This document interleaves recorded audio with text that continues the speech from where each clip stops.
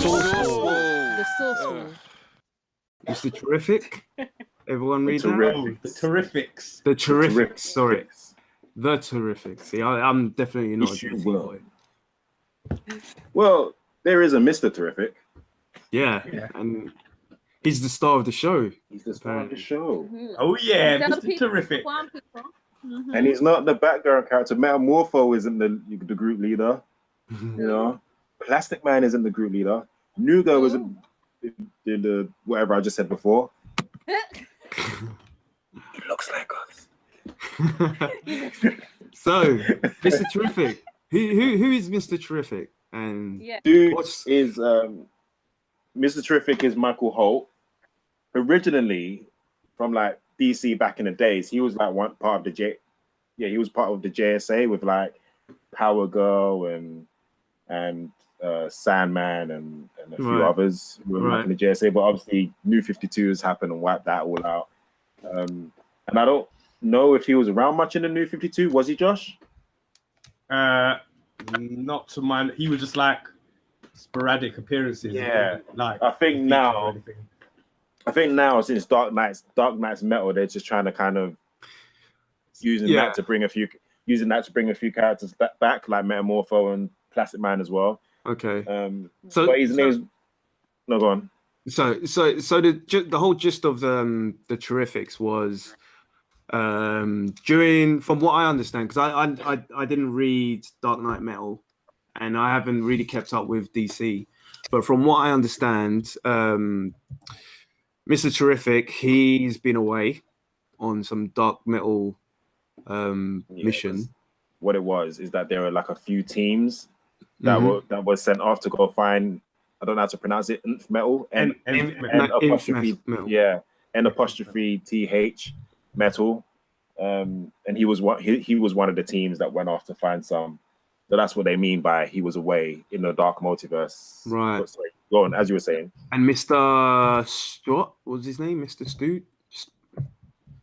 Who? Stag. Stag. Sorry, Simon Stag. He runs Stag Enterprises, Stag Industries. Yeah. Stag Industries. Yeah, so Stag Industries. He took over Mr. Terrific's company. His tech. He took some of his tech while he was away. And he's built a machine to try to get into the dark was it the dark universe? Multiverse. Yeah. But he's doing it to use Metamorpho, who's like Absorbing Man from Star Wars. Well, he's basically got like elemental abilities. Right. So it's like he can turn into, I don't know, any type of element. Type of element. Or metal as well, I think.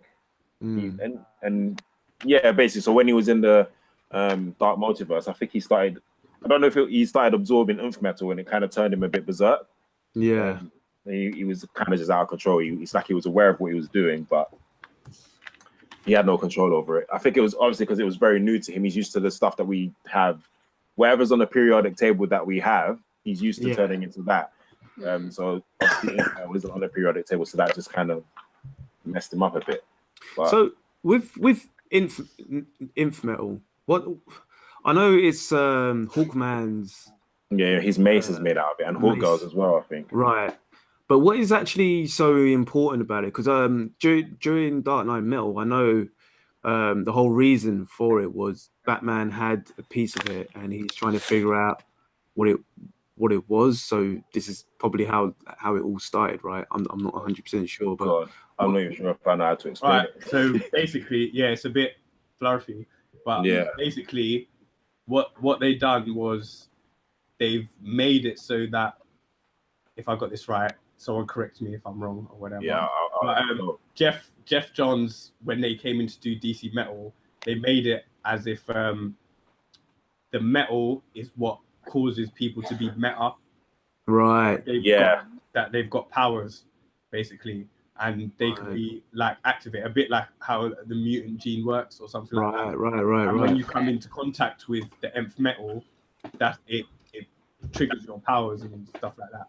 Okay. Some people, whatever. I'll still have to go back and read it, but that was like a little thing that they done. So they were making it as if Nth Metal was like a thing. But I liked that because it kind of gave a reason to why people have powers, whatever, instead of just having powers or whatever. So I was like, oh, okay, this makes it all work. And the Joker was having a whole thing where he was saying like, oh, you know, Batman, like there's a whole thing that Batman is meant to have had infinite yeah, but he's got some kind of reaction to it as well. So that's why he didn't die for some reason or something. I can't remember.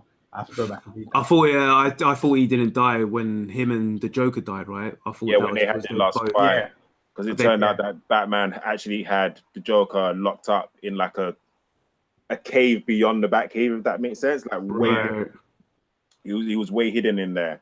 And I think the Joker since that fight, the Joker was like AWOL for ages. And then people were like, oh, where's the Joker? And it just turned out that the Batman had him pretty much locked up.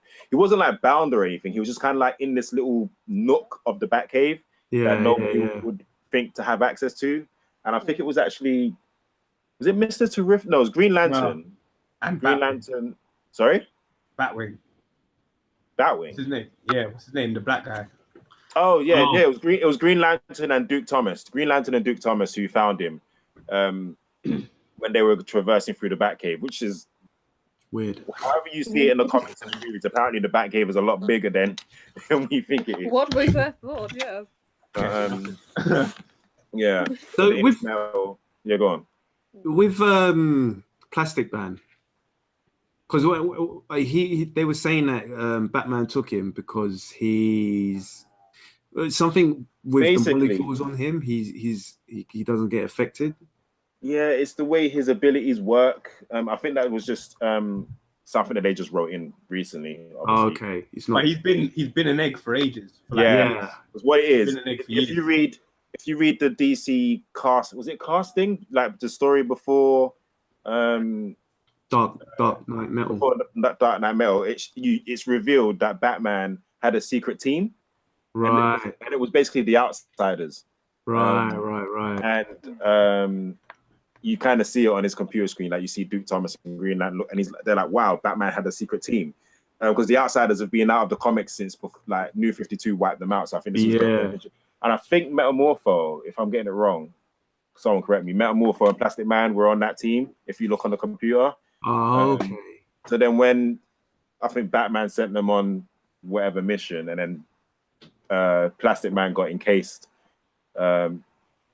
turned into an egg, he couldn't handle the energy, so he basically, to kind of save himself, I'm not even sure if he's aware that he did it, but he turned himself into this egg to kind of save himself. Yeah, it didn't sound like he was aware. He just sounded like Batman took him, and then next thing you know, he knew he was waking up just then. The way it's been, because he said he's been an egg for years, and so apparently the way it sounds is that Batman has had this team for years and has not told anybody, and that's where. So it's like saying this is where they've been all this time. Batman's just had them on the underground, doing missions looking for Infinite, and it's all coming to a head now. That's Plastic Man. I like the way he's looking like. So wait, I feel used. Yeah, that was funny. He was actually quite funny. I mean, he's always funny. If you know Plastic Man, he's a funny guy. I remember the cartoons back in the day. Yeah, he was funny back then. Yeah, he's a funny character. I love, and you can. It's almost predictable, but it's a fun kind of predictability. The word predictable, whatever. It's fun. Yeah. Where his the way he, what am I trying to say? Sorry. His banter between Metamorpho and Plastic Man is really funny. Like, it's obvious. Yeah. It's an obvious role that they could have for each other, but it's funny and it works. Yeah. So obviously Metamorpho's like the muscle of the group.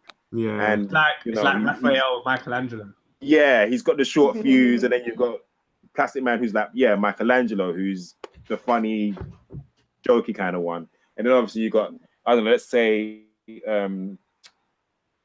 Mr. Fairplay, aka Mr. Terrific, is kind of like the Leonardo Donatello of the group, and he keeps it together. Yeah, it was a really good read. I like. It was a lot better than I thought it would be. I don't know what it was about all these new titles that DC's releasing, but something told me get this one. I don't know what it was, and it turned out to be good. It turned out to be really good. I wanted it because it had Mr. Terrific, so I was like, and because of Plastic Man, because there's a couple things in metal that I'm in all this metal and doomsday that I want to know the answers to. One was Plastic Man being an egg. I was like, finally. I was like, finally. It's funny because like they alluded to it in Dark Knight's Metal. They'll be like, oh, he's an egg, and you're like, yeah, but why? They say that there's this history, but and it's not telling you. So I think, like you said, I figure we'll get all the answers that we wanted. Yeah, I like the spread page with the Galactus looking. Oh, that was so good. Yeah, stay tuned. I will be posting that. That was such a dope pick. Yeah. And just kind of give you people who are watching on YouTube a little look. Hang on a sec. You can just. Anyone see it? Yeah. You can't see that, but that's a pretty dope. That's a great two-page spread. Such a tease. Like it was like, wait, we're focusing, and gone. Whatever. Go buy the comic book, man, or follow me on the Outlaw Red Hood on Instagram. Nah, this was a really good comic. I did enjoy this one, and I'm definitely sticking with it. I think. No, I'm sticking with it because it's funny. A lot of comics that are being cancelled and whatever, and I'm trying to think, what am I going to read? This is so going on my pool list. Yeah, definitely. And you know what's great about it?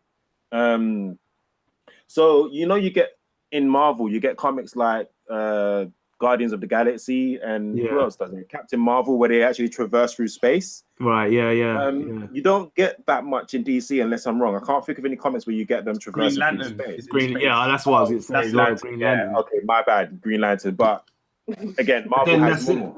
Yeah, Marvel has more of that, and it's nice to kind of have a team because I don't check for Green Lantern that much.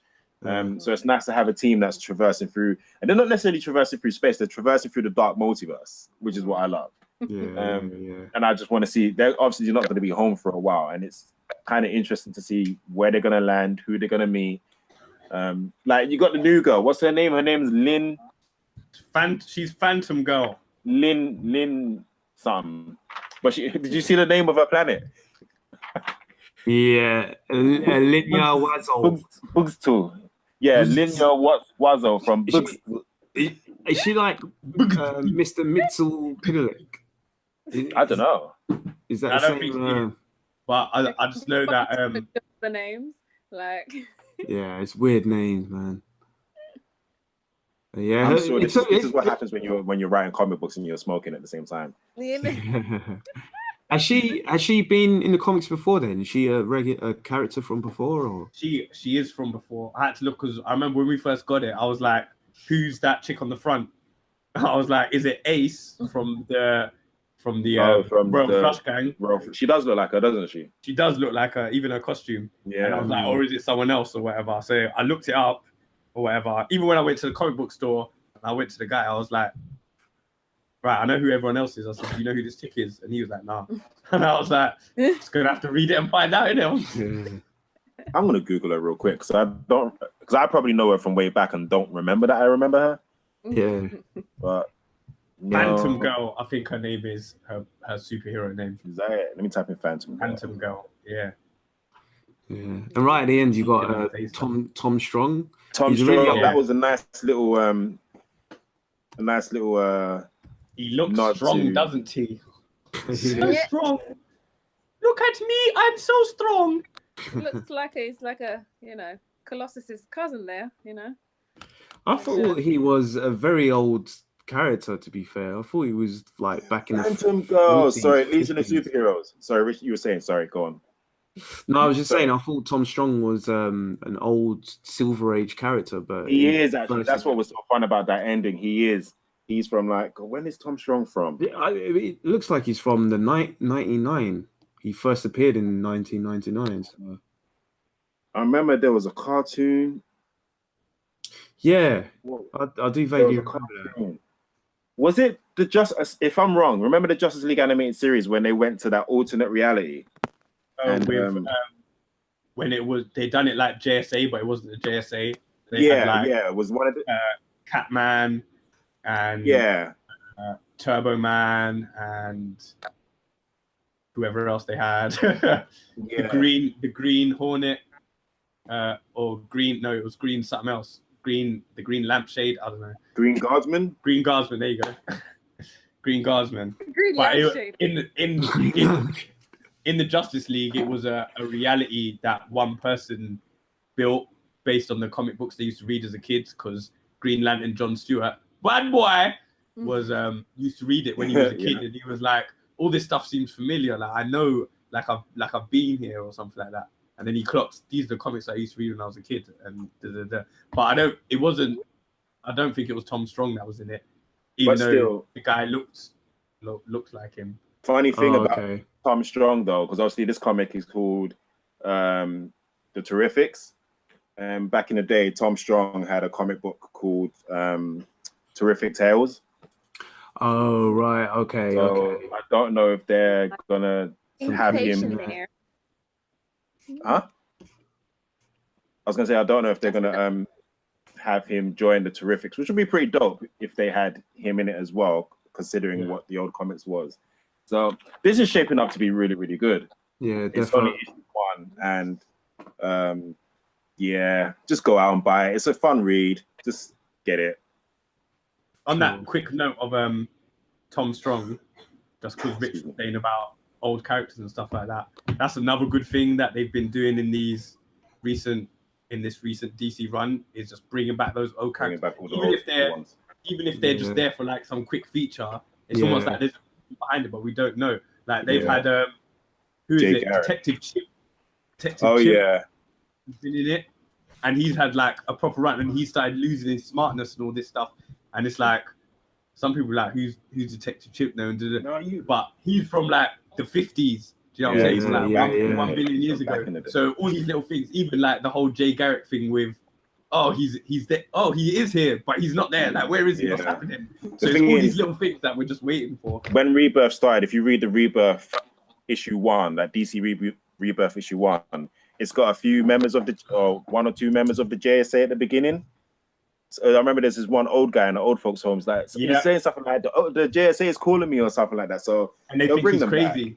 Yeah, they think he's crazy. But and what's her face from Legion of Superheroes as well? Yeah, no, she's in the mental house.